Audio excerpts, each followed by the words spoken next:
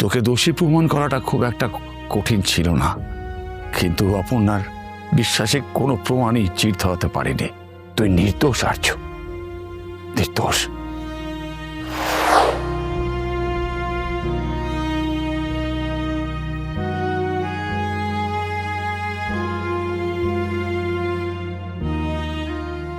অপর্ণা,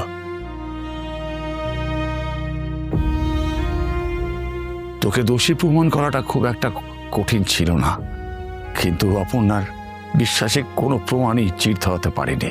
তুই নির্দোষ আর্য, নির্দোষ। বাকি জীবনটা তো পড়ে রইল, তোরা দুজনে খুব খুব ভালো করে কাটাস, ভালো থাকিস। আমি দুঃখিত অপর্ণা, আমি দুঃখিত রাজনন্দিনী। বন্ধু ছিলে তুমি, খুব কাছের বন্ধু। সত্যিটা তো তোমারই বলা উচিত ছিল কিঙ্কর। আর চোখে নিজের থেকেও বেশি ভালোবাসতাম আমি। কত কিছু তো ঘটেছিল, আমরা আলাদা হয়ে গিয়েছিলাম কি?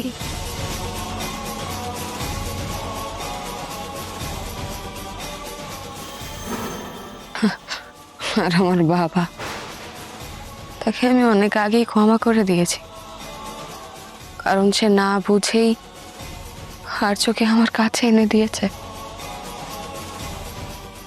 এক জীবনের পাওয়া আমার হয়ে গেছে। যে জীবন বাঁচা বাকি ছিল সেটা বাঁচতে এসেছি আমি। বাঁচবো তো আমরা, একসঙ্গে বাঁচবো, সেই কথাই তো হয়েছিল।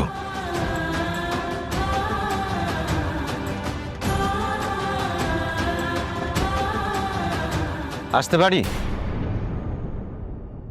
আসুন আসুন ইন্সপেক্টর।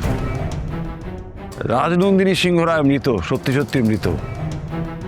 তার নাম করে যে এখানে ছিল সে অ্যাকচুয়ালি হুবহু আসল রাজনন্দিনীর মতো দেখতে, সে নকল। আর্য সিংহ রায় সম্পূর্ণ নির্দোষ। এর ডিএনএ রিপোর্ট আমার কাছে আছে, আর এই সমস্ত কিছু প্ররোচনা যিনি দিয়েছেন, এই যে অনিকেত সিংহ রায়কে গ্রেপ্তার করুন। আর তুমি ধোয়া তুলসী পাতা, তাই না কিঙ্কর? না না না না, একদমই নই, একদমই আমি ধোয়া তুলসী পাতা নই। আমরা দুজনেই নির্দোষ অফিসার। আর আমার এই এই যা বললাম এটা কি কনফেশন বলে ধরে নিন। রাগ করবেন না অনেকে বাবু, আমরা দুজনে তো বহুদিন ধরে একই যাত্রার পথিক। একই যাত্রায় পৃথক ফল হওয়া কি ভালো? অপর্ণা, আমি জানি তুমি নিজের মধ্যে নেই। এবার তো ফিরতে হবে স্বাভাবিক জীবনে, বাঁচতে হবে আমাদের। ওঠো, এসো। আয়, ওঠ।